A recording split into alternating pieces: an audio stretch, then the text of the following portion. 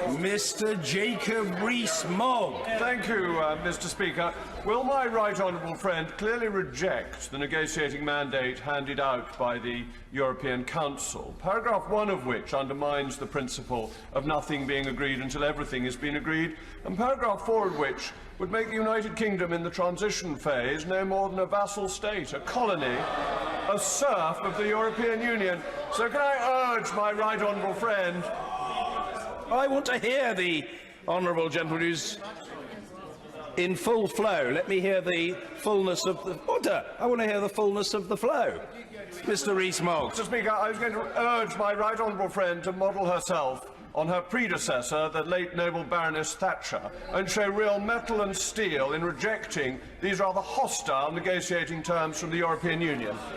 Prime Minister. My honourable friend, that negotiation is between two parties.